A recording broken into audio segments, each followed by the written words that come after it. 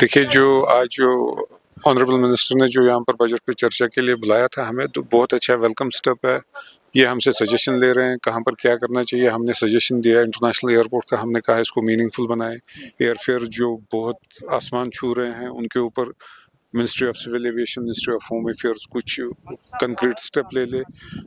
हमने उनको ये भी कहा कि जो हमारा market development assistance local travel agents के लिए हो वो भी एक्सटेंड होना चाहिए। हमने ये भी कहा कि जो पब्लिसिटी बजट जो हमारे डिपार्टमेंट ऑफ टूरिज्म का है वो उसमें कम से कम 100% एनहांसमेंट हो। हमने ये भी कहा कि जीएसटी स्लैब जो 20 लाख का है कम से कम वो 40 लाख हो जाए, क्योंकि इन्फ्लेशन अगर देखें 2017 से तो 3 गुना हो गई है। तो कम से कम अगर 3 गुना वो नहीं बढ़ा पाए, कम से कम दुगना ही कर ले, तो जो कॉमन बिजनेसमैन है उनको देखिए, एज टूरिज्म इंडस्ट्री हमें तो जीएसटी भरना ही है, चाहे 1 लाख की भी सेल हो। लेकिन हम ओवरऑल जर्नल इस पे डिस्कस कर रहे हैं।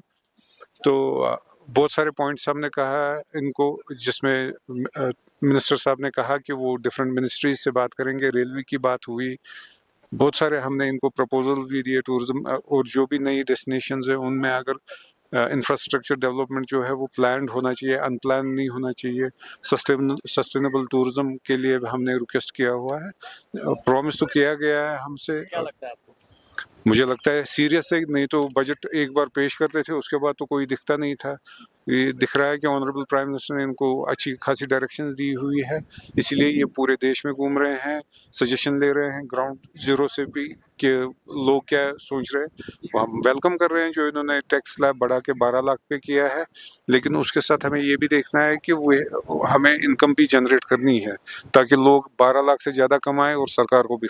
ये यहाँ पे बजट पे चर्चा जो आज यहाँ पे प्रोग्राम था, जिसकी जो सरबराही ऑनरेबल मिनिस्टर जनाब किरण रिजिजू साहब कर रहे थे, तो मैंने यहाँ पे एम्प्लॉय जॉइंट एक्शन कमेटी के प्रेसिडेंट की हैसियत से इसमें पार्टिसिपेट किया।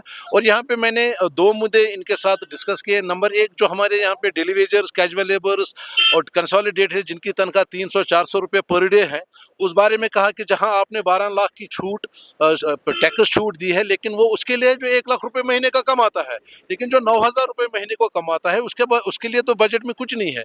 तो मैंने रिक्वेस्ट की है कि यहाँ पे मिनिमम वेजेस एक्ट को लागू किया जाए, जैसे लद्दाख में है, दिल्ली में है, उस तरह पे यहाँ पे मिले। दूसरा, जो यहाँ पे पब्लिक सेक्टर अंडरटेकिंग्स है, बहुत सारे डिपार्टमेंट है, जेके सीमेंट है, जेके एसआरटीसी है, हैंडलूम डेवलपमेंट कॉर्पोरेशन है, एचपीएमसी है, जितने भी यहाँ पे हैं उनके रिवाइवल का पैकेज बजट में होना चाहिए, और जहाँ पे सरकार आने लाने वाली बजट है उसमें ये प्रावधान रखा जाए।